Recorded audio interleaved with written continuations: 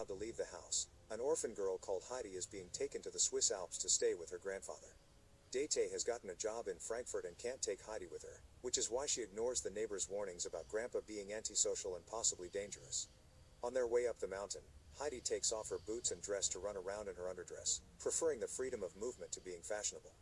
As soon as he sees them arrive, Grandpa Alpole gets angry and kicks them out, saying he doesn't want to take care of the girl. Dete pretends to leave with the child, but in truth, she takes Heidi behind the house and tells her to stay while she runs away. Alpohi notices this and yells at Dete, but Heidi tells him she doesn't want her either.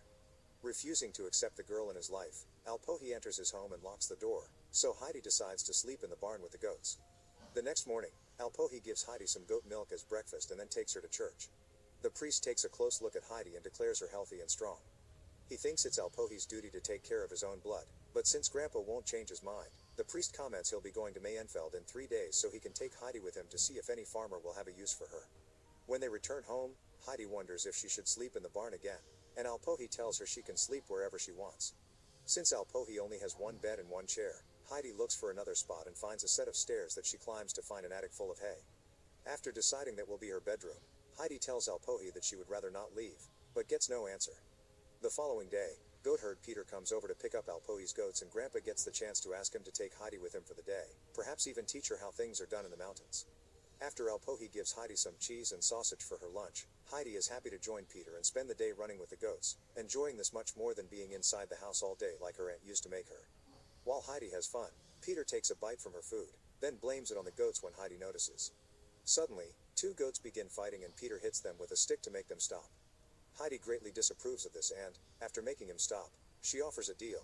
If he never hits a goat again, she'll give half of her food to him every day. Peter gladly accepts, but asks her to promise not to tell Alpohi because people in town say he killed someone in the past. When Heidi returns home, she acts awkwardly around her grandpa and says she'll sleep in the barn, so Alpohi quickly guesses she's heard the rumors. He asks Heidi what she trusts more, rumors, or her own eyes and ears. Heidi chooses her own judgment and hugs Alpohi before going to sleep in the attic. The next day, while Heidi continues to have fun and bond with Peter, Alpohi does some carpentry to show his granddaughter how touched he is by her affection. When Heidi comes home, she's surprised to find a second chair at the table and some fantastic news. Alpohi will allow her to stay for good. Weeks pass and Heidi has fun with Peter every day. She even cuts her hair to be more comfortable. One day, Peter tells her he won't be coming for a few months because he'll be going to school, so they'll see each other again in the spring, but she should come by his house to visit him sometime. Heidi wants to go to school too, and whenever they go to town, the neighbors also remind Alpohi that a kid needs education and friends. Alpohi refuses though, explaining Heidi won't be able to come down the mountain to attend school when winter comes. Things get boring when it begins to snow. Alpohi carves a little bird for Heidi to make her feel better, but it doesn't help much, so he tries to make a sleigh next. This actually works well, and the two of them have fun sleighing down the mountain before Alpohi drops Heidi at Peter's for a playdate. Heidi gets to meet Peter's mother and grandmother, but his dad is dead. The grandmother is blind and there aren't many things she can eat because she's missing most of her teeth, which is a problem because all they have to eat is stale bread. Peter isn't doing well at school and doesn't understand why he needs to learn to read because he doesn't need it to herd goats, but his mother doesn't allow him to quit. When Alpohi comes to pick Heidi up, she tells him she's realized how lucky she's to have him. Years pass and Heidi lives a peaceful happy life with her grandpa.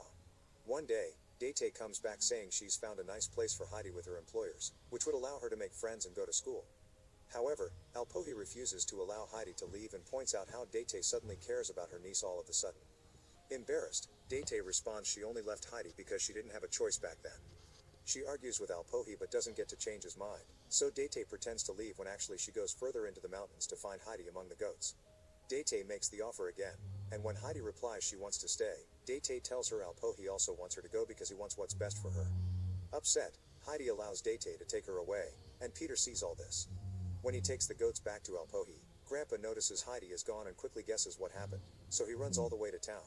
But by the time he gets there, it's too late. Date's already left with Heidi, and the neighbors make fun of Alpohi for it. In Frankfurt, Heidi is taken to the Seesman mansion, where he meets the butler Sebastian, the maid Tinette, and, most importantly, Governess Rottenmeier.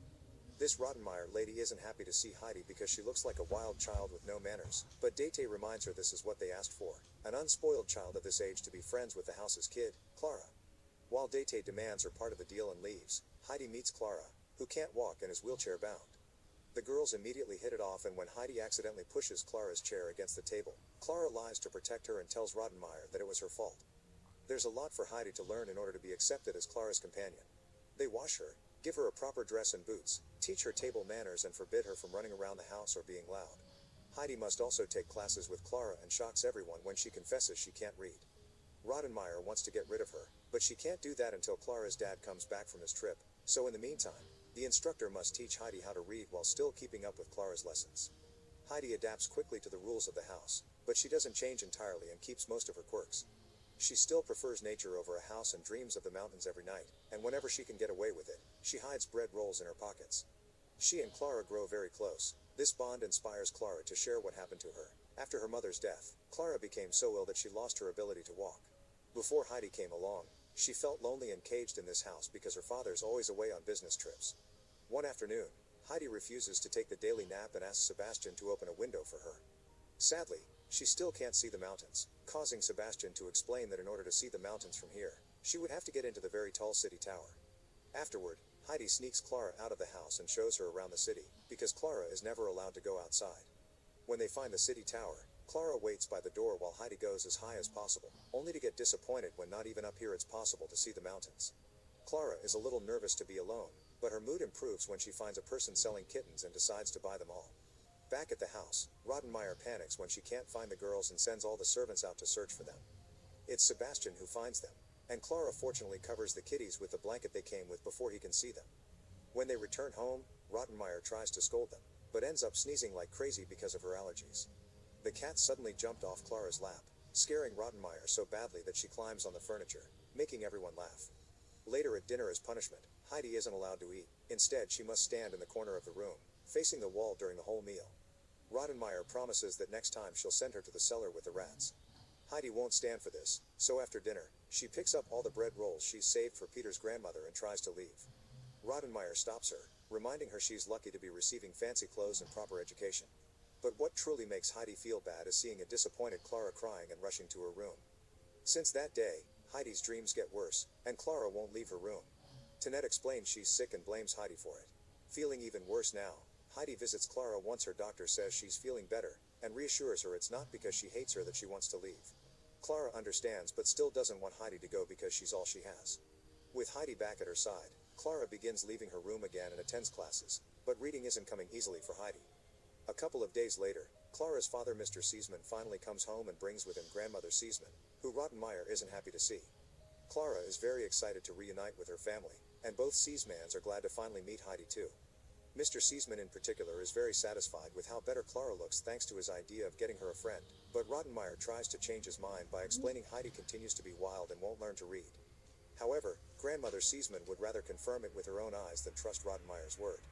Later in the evening, grandmother Seesman reads Heidi a bedtime story but doesn't finish it because she wants Heidi to do it. Heidi confesses she can't read because Peter said it was useless, so grandmother Seesman reminds her that she mustn't trust everything she hears. Since Heidi loves stories and is desperate to know how this one ends, she accepts to put more effort and practice more often. The next day, grandmother Seesman tells her son that Heidi is wonderful and she can learn to read with the right encouragement, but she can tell the kid isn't happy because this house goes against everything she is.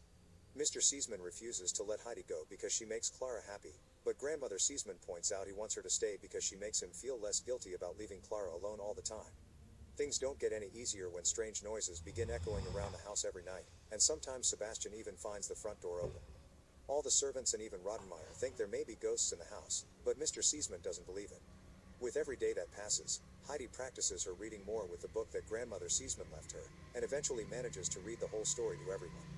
The teacher takes all the credit, and Mr. Seesman decides this shows Heidi is good enough to stay in the house for good. This makes Clara very happy, but Heidi is upset and cries every night before falling asleep. One evening, after grandmother Seesman has already gone back to her own house, Mr. Seesman is playing a game of chess with the doctor when suddenly, they hear the noises the servants had warned them about. The men grab their guns, thinking it may be thieves, but it turns out it's just Heidi sleepwalking. She comes down every night, opens the door, and stares at the distance before returning to her room and lying down at the end of the bed like she would do with a goat.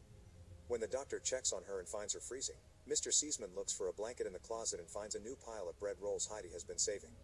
Then, Heidi wakes up, and when the doctor asks her if she's in pain, Heidi explains her chest hurts. Afterward, the doctor has a chat with Mr. Seesman in private to explain Heidi is ill with homesickness and her nerves are in quite a state, so she should be sent home.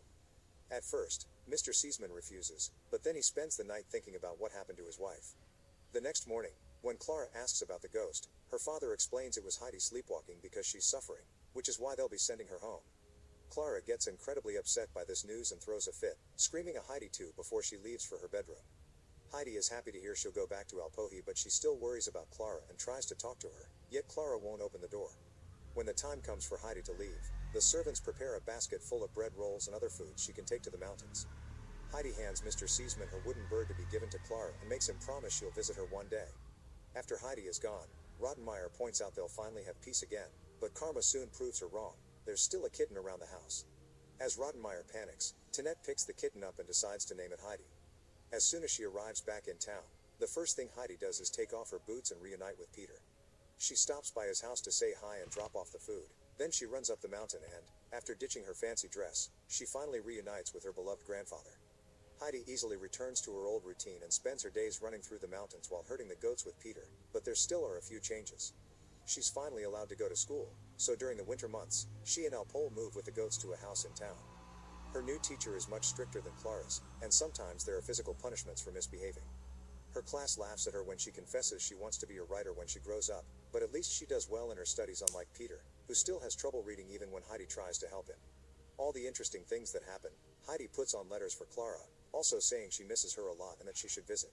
When the letter reaches Clara, it makes her feel bad because she didn't even say goodbye, so Grandmother Seaman gathers a bunch of servants and together they take Clara up the mountain. While the girls reunite with glee, Grandmother Seaman has a drink with Alpole and asks him if Clara could stay for a few days, offering to pay a fee. Alpole is glad to accept but turns down the money, saying Clara is a guest. Now it's Heidi's turn to teach her friend about life in the mountains. Clara begins to wear only her underdress and eat without cluttery. She also gets to pet the goats, sleep on hay and see a shooting star. Both girls are spending all their time together and that makes Peter extremely jealous.